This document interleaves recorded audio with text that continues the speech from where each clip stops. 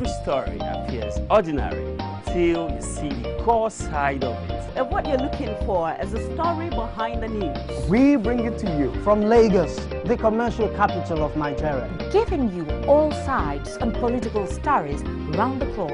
Every detail from the start line to the final whistle. CoreTV News, expanding your view.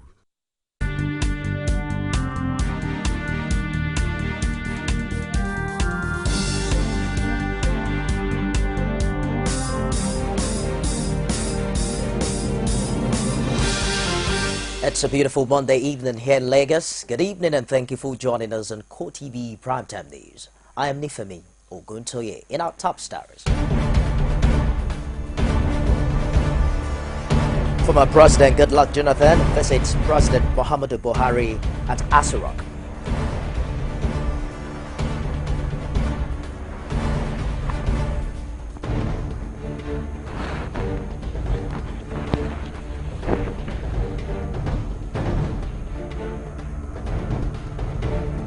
Politicians led by former Deputy Senate President Ibrahim Matu gather in Abuja to launch a political summit.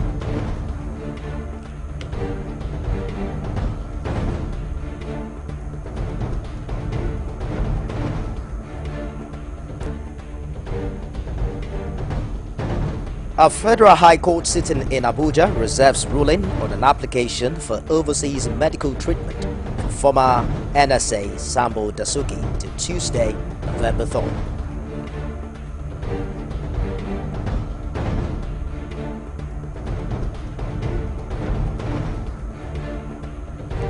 Outside Nigeria, bodies of the victims of the Kogwa Mafia airline crash in Sharm el-Sheikh arrives in St. Petersburg.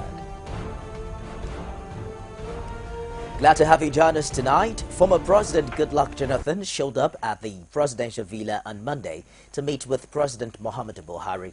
The reasons behind the closed-door meeting between the two leaders was sketchy, as none of them spoke to State House correspondents. Ex-President Jonathan, who arrived at Aso Rock at 2 p.m., left exactly 5 minutes later. Security operatives barred reporters stationed at the State House from taking pictures of the former president, while a reporter found passing on information on the visit was temporarily detained at the office of the Chief Security Officer to the president.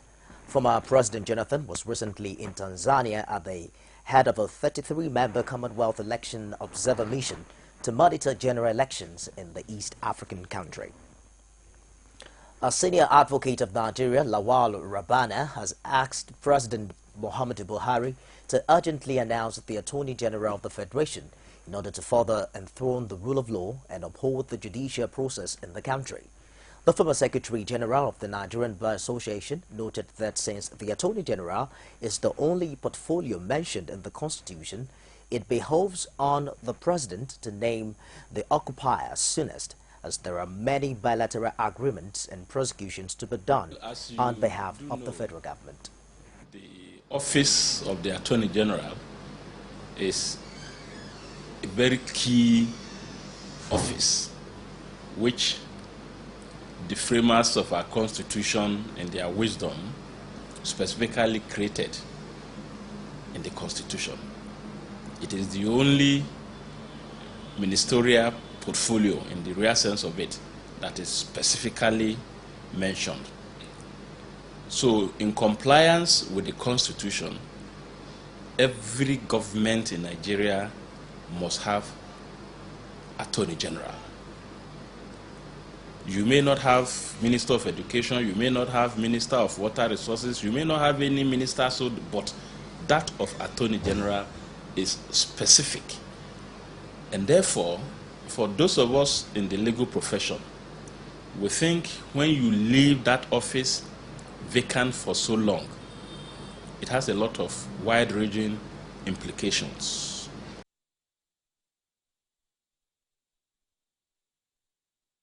Rabana also dismissed the insinuation by some Nigerians over the recent judgment by the tribunals. Politicians Today converged on Abuja to take stock of the progression of Nigeria's democracy at the launch of a national political summit. The event was put together by Save Democracy Group, a political association led by former Senate President Ibrahim Mantu. Speakers at the occasion took turn to speak on the need for members of the political class to ensure the safety of democracy. Correspondent Jamil Afebwa now reports.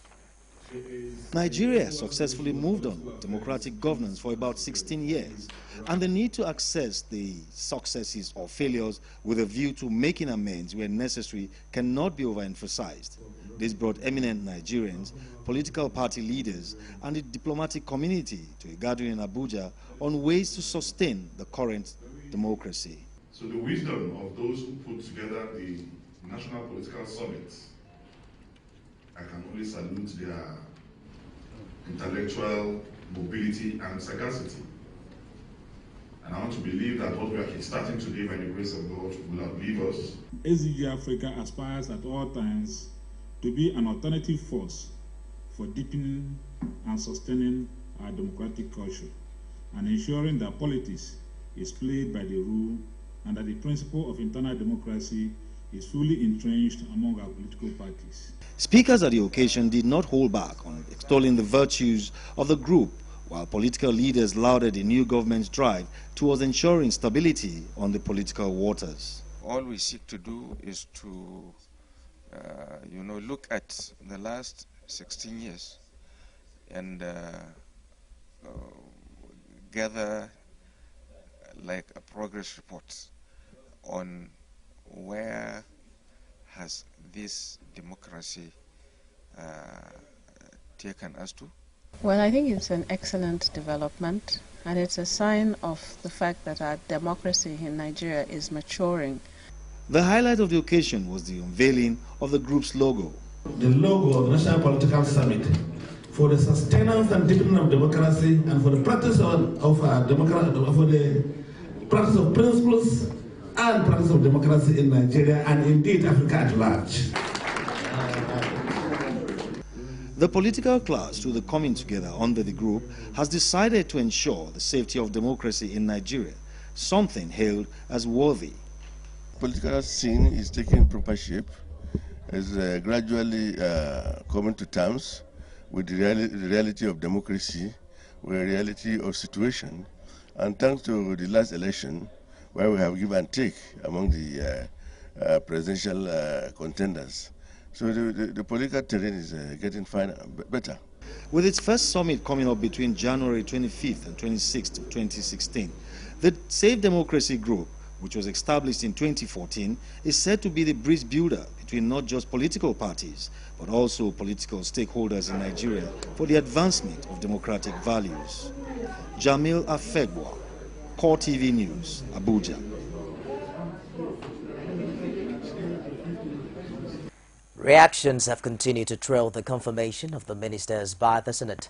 Correspondent Netwe Levery, who's been monitoring the story, has more in this report presented from our studios.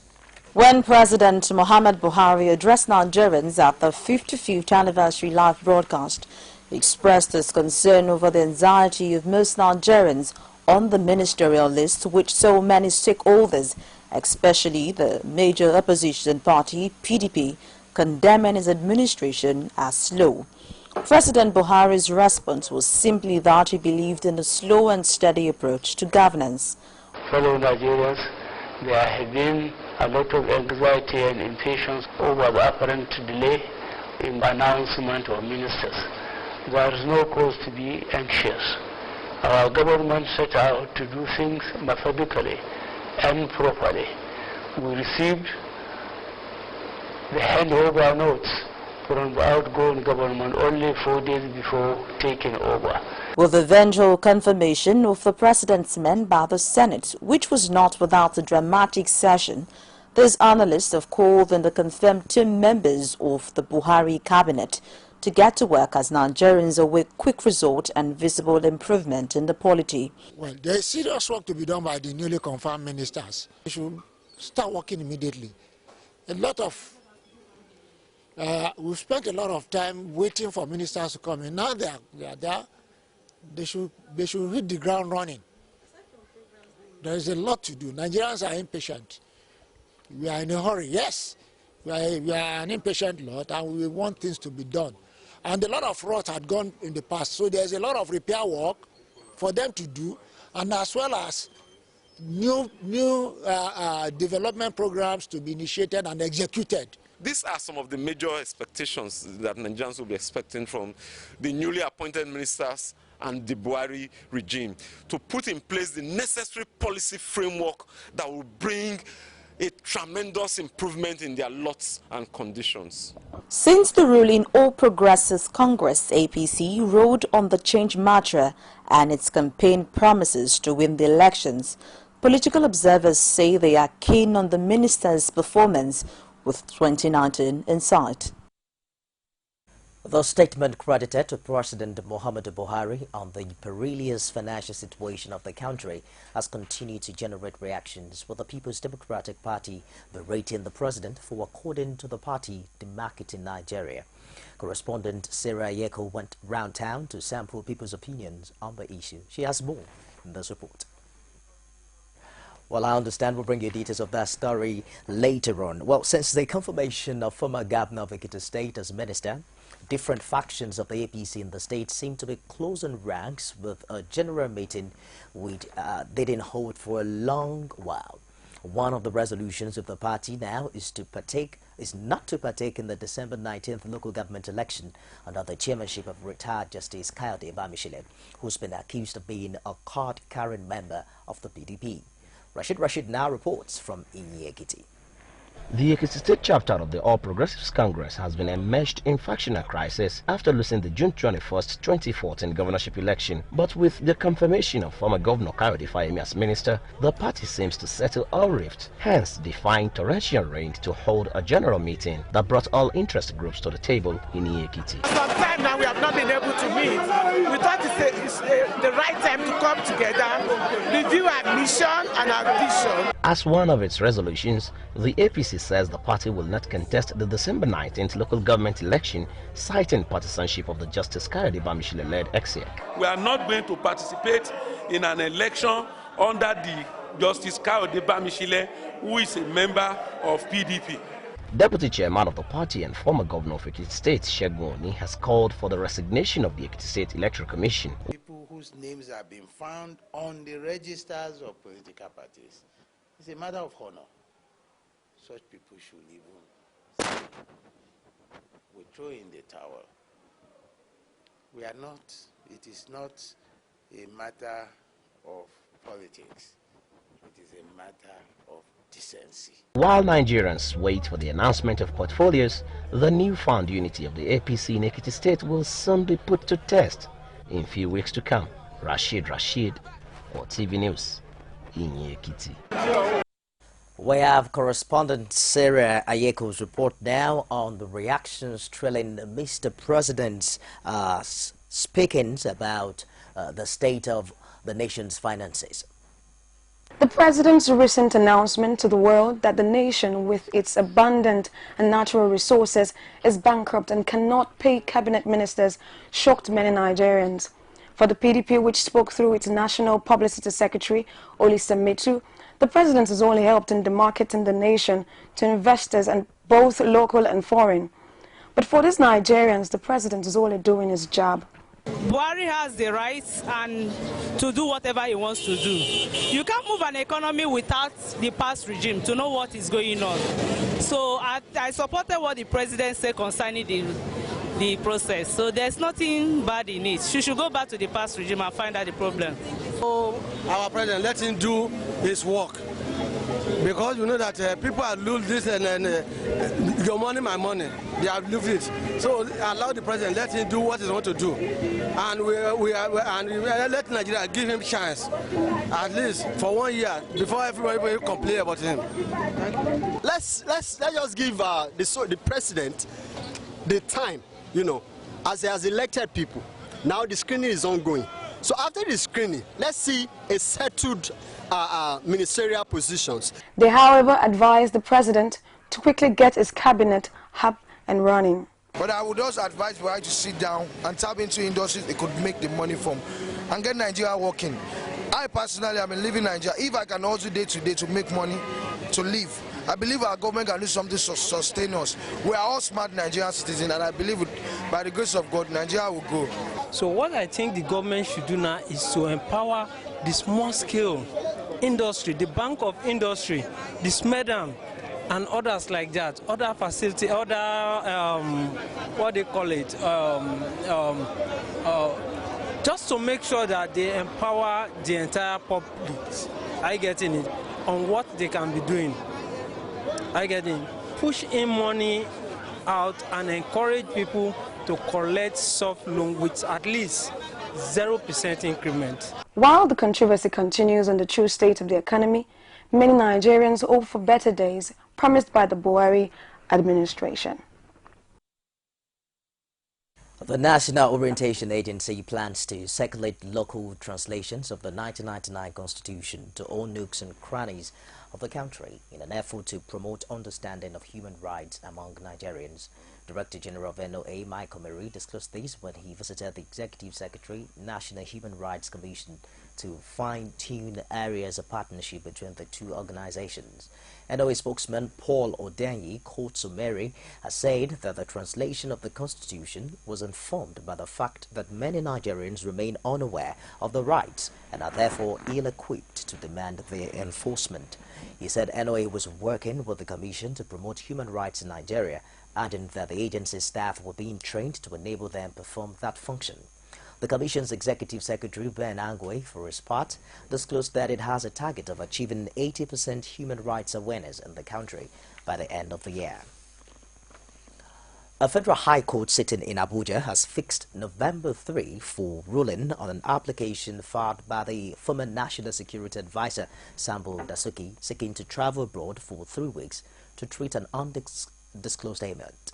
Dasuki, who is facing criminal charges of unlawful possession of firearms and money laundering preferred against him by the federal government, is equally asking the court to release his traveling passport. Trial Judge Justice Adeniyi Adebola fixed the date after hearing the arguments from counsel to the parties on whether to grant the request or not. Our judiciary correspondent Basil Okafo has the details. The former NSA, according to his lawyer, Joseph Daudu, is suffering from a sickness that requires attention of his medical doctors abroad. Daudu also urged the court to order the release of the passport said to be in the custody of the registrar of the Federal High Court to his client. He told the court that Dasuki will return after the treatment and that he will return the passport to the court authorities. The counsel further argued that the accused person is presumed innocent in spite of the criminal charges against him. According to him, only the living can stand trial in any law court, and it was necessary for the accused person to be allowed to go for the medical attention. The only thing that happened is that the court took the application for the release of his passport. Arguments were taken from all the sides, and at the end of the day, he's adjourned ruling till tomorrow. So what was the The release of the passport. Simple, just to release his passport. For what? For health. For him to attend to his health. No, that is confidential. We don't know yet. But the prosecution counsel, Mohamed Duri, opposed the traveling request, insisting that it was a ploy by the accused person to delay his trial. Duri also argued that the traveling passport was the only condition used in granting Dasuki bail, and if it is released to him, he will evade justice. It will be recalled that the former NSA was granted bail on self-recognition after he was arraigned by the federal government on charges of unlawful possession of firearms and money laundering. Basil Okafo, CoreTV News, Abuja. We'll take a break now, and I'll be back with more stories. Stay with us. It's a new dawn in Nigeria, and the mantra is change. The wind of change is blowing all over Nigeria and beckons to you. One sure way to respond is to perform your civic duty, pay your tax. With taxes, government generates revenue to fulfill its electoral promises, ensure regular power supply, provide good security, standard education, medical care, true total change. Individuals and corporations enjoy specific benefits, rights and privileges for paying taxes. and avoid the consequences and penalties of not paying. Oil revenue is no longer sufficient to bring desired change, but your tax can. It pays to pay your tax. A message from the Federal Inland Revenue Service. Is it crazy or autocracy?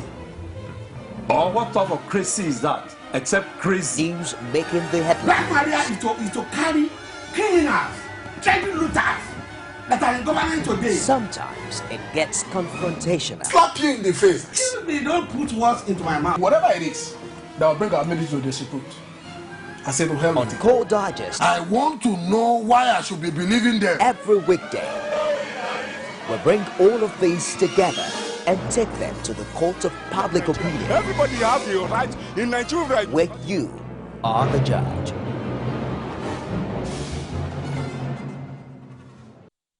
Welcome back. You can get all of our top stories on any of our social media platforms. On Facebook, it's facebook.com/CoreTV News.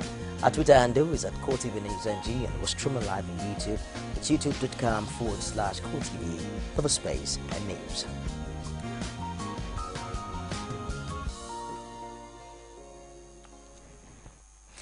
Moving on now, with judgments on the issues of election coming thick and fast all over the Federation, the member representing Ugutau constituency, Henry Ezediaro Zuma, who was also victorious before the tribunal, says he's grateful to God for his legal confirmation.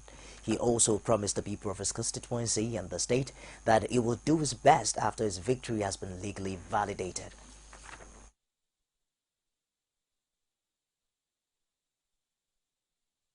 My word for my people is that once again I'll thank them for having come out, voted them and having stood behind me in all this time of election division tribunal. And that by the grace of God I will not disappoint them. I will serve them and they will not very regret having voted me into power.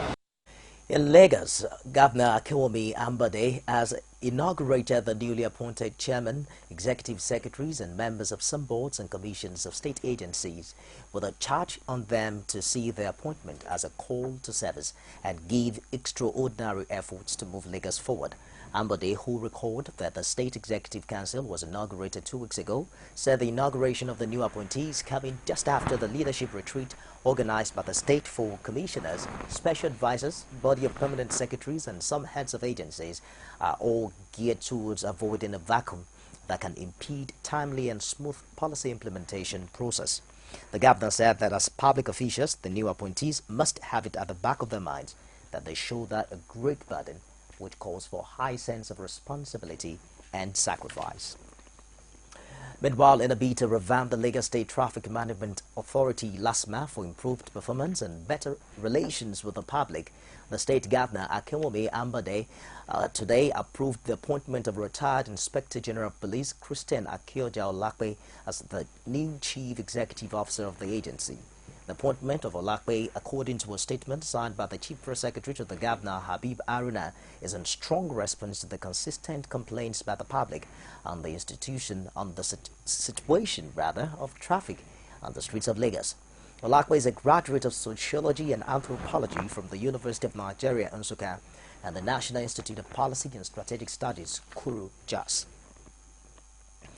The Economic and Financial Crimes Commission, EFCC, has arraigned the trial of Yakubu Joseph Dangaba alias Hamisu Yakubu, Usman Abdul Hakim and Baba Yahaya before an Abuja High Court on a 6-count charge bordering on obtaining property to the tune of 20 million naira by false pretense.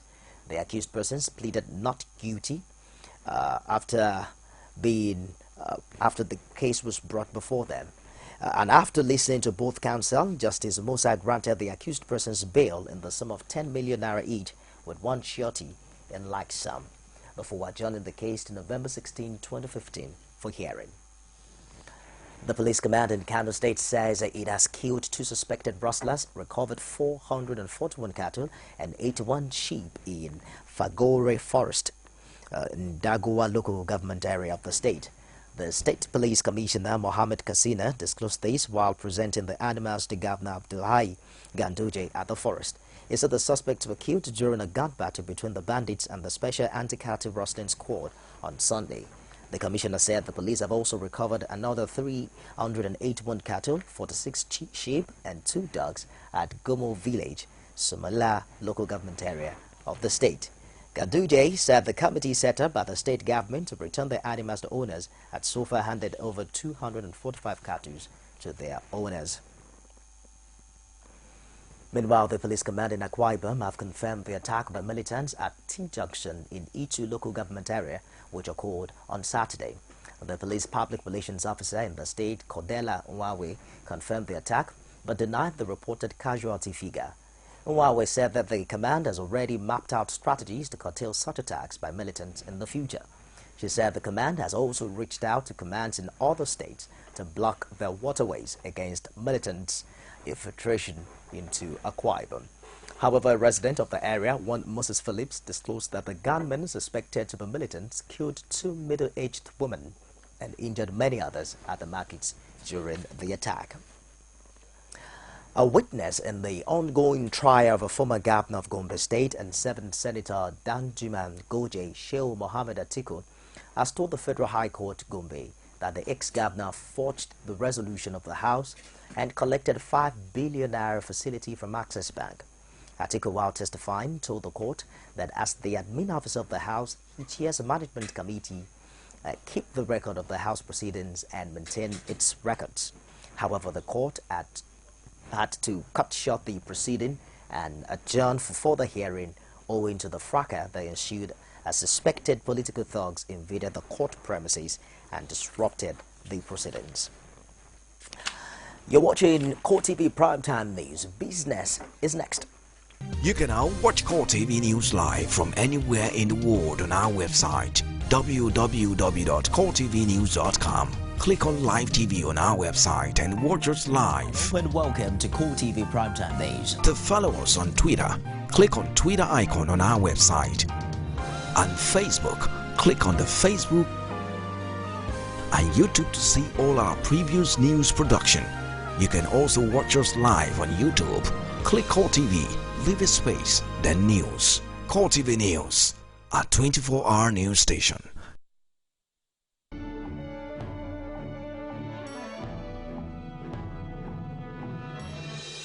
Welcome back. Nigerian Communications Commission (NCC) says it will ensure new telecom spectrum licenses in 2016 to create robust internet infrastructure in all the 36 states in the country. Umaru Dambata, the acting executive vice chairman (NCC), discussed this while speaking with newsmen in Abuja. He says the commission is focused on providing a level playing field for all telecom companies and investors to maximize their investments in the sector.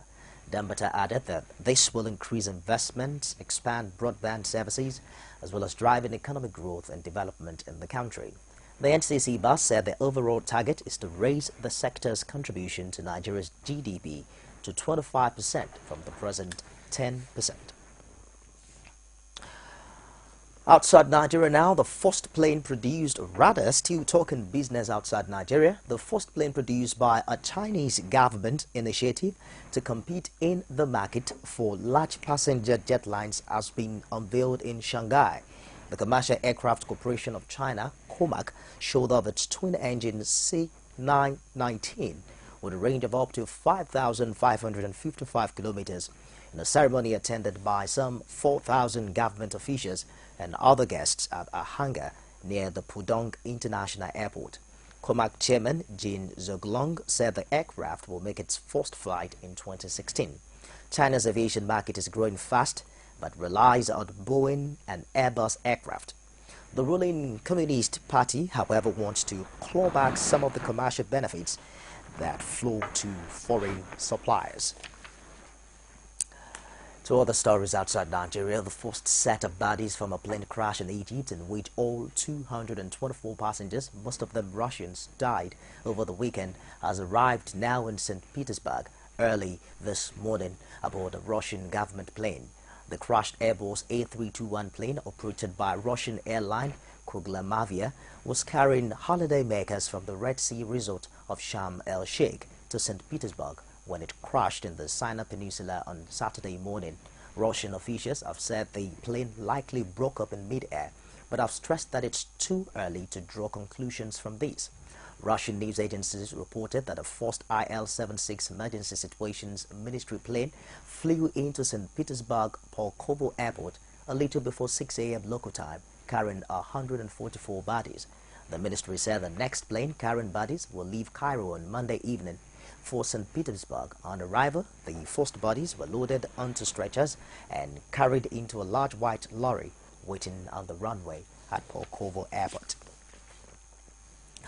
Meanwhile, the Russian airline Koga has blamed external influence for Saturday's China plane crash, which killed 224 people. A senior airline official said the only reasonable explanation is that it was due to external influence. An investigation by aviation experts using data from the aircraft's black boxes is yet to give its conclusions. However, a Kremlin spokesman has warned against speculation as to the possible causes of the crash, as investigation is ongoing. A powerful cyclone has already started wreaking havoc in Yemeni waters, killing at least 2 people, injuring 9 others on the island of Skutra as it tracks steadily towards the country's coastline. Cyclone Chapala, which was formed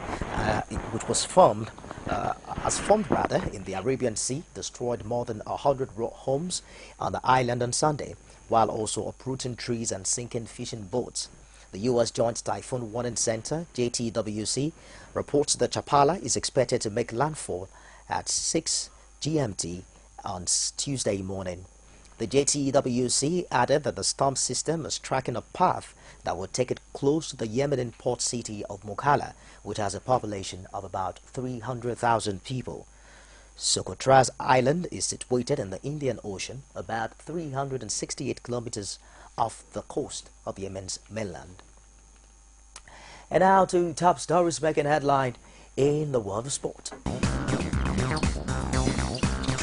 Our style, and that's what he delivered. Here's that ball, storming, Puyol with a flying lead. Bo taking them out in the lead and really.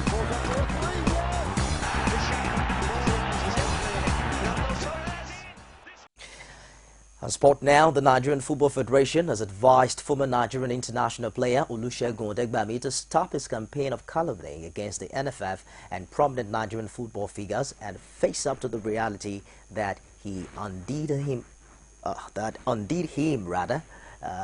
his own campaign for a shot at the FIFA presidency.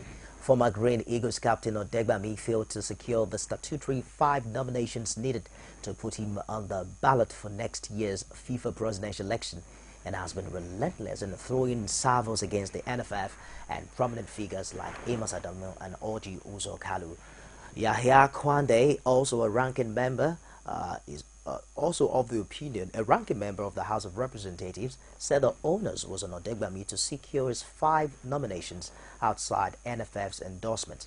Yahya Kwande emphasized that none of the candidates who eventually got on the ballot relied solely on their national association to get the 5 nominations for them.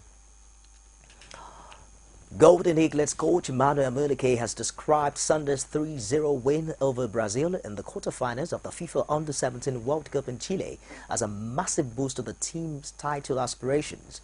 Amunike said the team played well and deserved to beat favorites Brazil. Going further, he added that the team did not just score 3 goals, but that the side had 15 very good minutes when the boys moved the ball around as everyone knew they could. He gave credit to the team, whom he described as his own kids, for being tranquil and cool under pressure from the Brazilians and also scoring at the right time. Brazil coach Carlos Amedu, on the other hand, said his team lost to Nigeria because his players failed to put away their chances. He added also that Nigeria's under-17 team utilized their chances, and that was the difference. Indeed, our boys were cool. Well, Super Eagles midfielder John Obi Mikel's Chelsea players are behind embattled manager Jose Mourinho, stating that the Portuguese can improve the Premier League champions' fortunes. Mikel was part of the blue side that lost 1-3 at home to Liverpool on Saturday to further increase the pressure on the coach after 6 defeats in 11 league outings. 4 points from 3 Champions League games and a League Cup exit at the hands of Stoke City have added to Mourinho's difficult campaign, with reports suggesting an element of unhappiness in the Chelsea dressing room. As speculation regarding Mourinho's future continues to swell, former Chelsea bosses Gus Hindig and Carlo Ancelotti are said to be targets over a short-term return to the club. However, Mikel maintains any desire to see an end to Mourinho's second reign at Chelsea comes from outside the dressing room. Manchester City captain Vincent Kompany has described UEFA's investigation into booing of the Champions League anthem by his club supporters as a joke. The European governing body opened disciplinary proceedings after City fans jeered the anthem prior to last month's home game with Sevilla, as it breached regulations concerning disruption of the competition anthem. City supporters routinely boo the music in protest at what they see as unfair treatment by UEFA. UEFA ordered City's match at CSK Moscow last season to be played behind closed doors as a punishment for offences, including racist abuse by fans of the Russian club, but made no allowances for away supporters who had already made travel arrangements. UEFA is also unpopular with City's fans after imposing financial fair play sanctions on the club in 2014. And that ends it on Sport News. To end CoreTV Primetime News tonight, a recap of our top stars.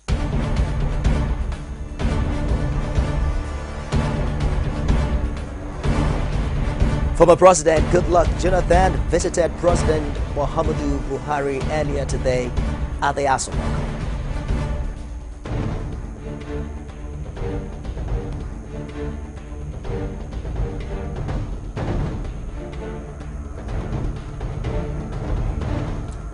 Politicians led by former Deputy Senate President Ibrahim Mantu gathered in Abuja to launch a political summit.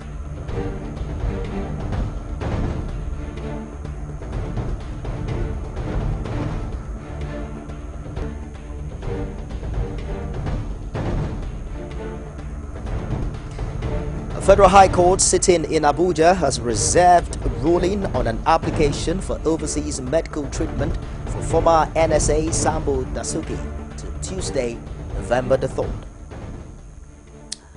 On behalf of everyone here, I am Nifemi Oguntoye. Thank you for watching. You have a pleasant night rest. Good night.